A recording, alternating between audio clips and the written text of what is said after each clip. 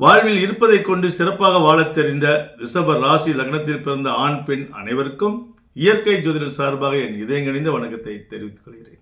ரணகலத்தில் ஒரு கிளுகிழப்பை ஏற்படுத்திக் கொள்வான் என்பது போல இந்த ரிஷப ராசி லக்னத்தில் பிறந்த ஆணாக இருக்கட்டும் பெண்ணாக இருக்கட்டும், தன் வாழ்வில் எவ்வளவுதான் சோகங்கள் வந்தாலும் அதில் ஒரு 5 நிமிஷம் மட்டும் மூழ்கிவிட்டு வெற்றி இலக்கை நோக்கி செல்லக்கூடியவர்கள் இந்த ரிஷப ராசி லக்னத்தில் பிறந்தவர்கள். இந்த ரிஷப ராசி லக்னத்தில் பிறந்தவர்களுக்கு இவர்கள் முகம் அழகே ஒரு அழகுதான். வசிய பார்வை, காந்த பார்வை, கழுகு பார்வை என்று கேள்விப்பட்டிருக்கோம். அத்தனை பார்வைகளும் இந்த ரிஷப ராசிக்கே பொருந்தும். கழுகு வானத்தில் வட்டமிட்டு கொண்டிருக்கும், சரியான நேரத்தில் தன் இரைகளை வேட்டையாடிவிடும். அதே போல் ரிஷபராசிக்காரர்களை சிலரை பார்த்தால் அவர்கள் உழைக்காதவர்கள் போல தெரியும், அவர்கள் சோம்பேறிகள் போல தெரியும். எதையும் சுறுசுறுப்பாக செய்துவிட்டு மீத நேரத்தில் சும்மா இருப்பது போல தெரியும். ஏனென்றால் 2 பெண் கிரகங்கள் ஆட்சி செய்யும் இடம் ரிஷபராசி. அப்படிப்பட்ட ரிஷபராசிக்கு இந்த 2025ஆம் வருடம் மிக அமோகமாக இருக்கும். தற்போது உங்களுடைய ஜென்ம ராசியில் குரு பகவான் சஞ்சரித்துக் கொண்டிருக்கிறார். இந்த 2024இல் குரு பகவான் எப்பொழுது தன்னுடைய ஜென்ம ராசிக்கு வந்தாரோ அன்றையிலிருந்து மன நிம்மதியை தொலைத்து விட்டீர்கள்.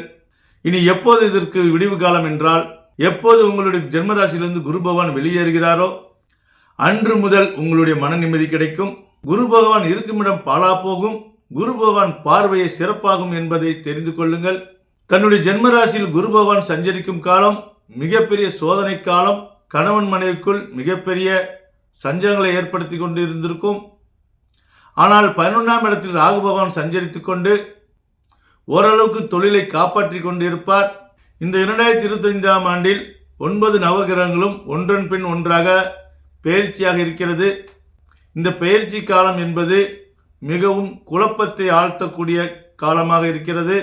பொதுவாகவே இந்த 2025ஆம் ஆண்டு ஒரு குழப்பமான ஆண்டாக இருக்கிறது. எவ்வளவுதான் நம்ம தைரியமாக இருந்தாலும் நம் உறவினர்களாக இருக்கட்டும், நம் கூட இருப்பவர்களாக இருக்கட்டும், நம் மனதை காயப்படுத்தக்கூடிய நிலைகள் ஏற்படுத்தும். எதையும் முன்னெச்சரிக்கையோடு செயல்பட வேண்டும். 11ஆம் இடத்தில் இருக்கும் ராகு பகவான் 10ஆம் இடத்துக்கு செல்லும் பொழுது ஏற்றுமதி இறக்குமதி பிசினஸ் எல்லாம் உங்களுக்கு கை கொடுக்கும். அதே போல் 10ஆம் இடத்தில் இருக்கும் சனி பகவான் 11ஆம் இடத்தில் இடம்பெயரும் போது மிகப்பெரிய ராஜயோகத்தை கொடுக்கும். குரு பகவான் உங்கள் ஜென்மராசியிலிருந்து 2ஆம் இடத்துக்கு போகும்போது உங்கள் குடும்பம் மகிழ்ச்சியாக இருக்கும். மிகவும் நல்ல சுபத்தன்மையாக இந்த ஆண்டு இருக்கும். ஆனால் தற்போது ஏப்ரல் மாதத்துக்கு மேல் உங்களுக்கு எண்ணிலடங்காத லாபங்களும் இன்பங்களும் மகிழ்ச்சிகளும் வர காத்திருக்கிறது. பொதுவாக இந்த 2025இல் பல நோய்களும் பல இயற்கை சீற்றங்களும் வர காத்திருக்கிறது. அதற்கு அவரவர் தனி சுய ஒழுக்கமும் சுயமாக நோய் எதிர்ப்பு சக்தியையும் அவரவர்கள் ஏற்படுத்தி கொள்ள வேண்டும். தான் சாப்பிடும் உணவு வகைகளை நல்ல உணவாக தேர்ந்தெடுத்துக் கொண்டு சாப்பிட வேண்டும். தூங்கி எழுந்தவுடன் ஒரு சிறிய தியானம் செய்ய வேண்டும், ஒரு சிறிய உடற்பயிற்சி செய்ய வேண்டும். நல்ல உணவு வகைகளை, ஆர்கானிசம் போன்ற உணவு வகைகளை எடுத்துக்கொண்டு நோய் எதிர்ப்பு சக்தியை அதிகரித்துக் கொள்ள வேண்டும். வாழ்வில் எப்படிப்பட்ட விஷயங்களும் இதுவும் கடந்து போகும் என்பதை தாரக மந்திரத்தை எப்பொழுதும் யாரும் மறக்கக்கூடாது. இந்த ரிஷபராசியில் 50-50ஆக எடுத்துக்கொள்ள வேண்டும். 50% பேர் உழைக்க பிறந்தவர்கள், 50% பேர் முதலாளி வர்க்கத்தை சேர்ந்தவர்கள். நீங்க முதலாளி வர்க்கமாக இருந்தாலும் சரி, உழைப்பாளி வர்க்கமாக இருந்தாலும் சரி, இயற்கை சீற்றத்துக்கு முன்னாடியும் நோய் கிருமிகளுக்கு முன்னாடியும் அனைவரும் சமமாகத்தான் இருக்கிறோம்.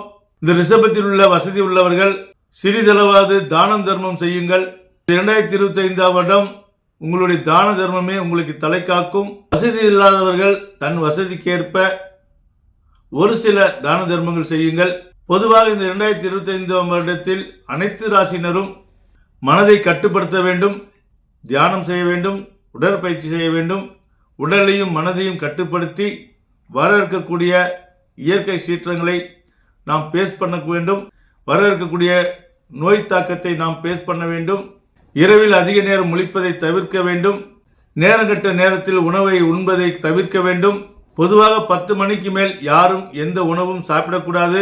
யாரெல்லாம் 10 மணிக்கு மேல் உணவை எடுத்துக்கொள்கிறார்களோ அவர்களுக்கெல்லாம் அதற்கு மேல் தூக்கம் முழிப்பவர்களாக இருக்கட்டும், சாப்பிடுறவர்களாக இருக்கட்டும், அனைவருக்கும் நோய் எதிர்ப்பு சக்தி குறைவாக இருக்கும். அதனால் இந்த 2025இல் வருமானத்தை சம்பாதிக்கிறோமோ இல்லையோ நோயை சம்பாதித்துக் கொள்ளக்கூடாது.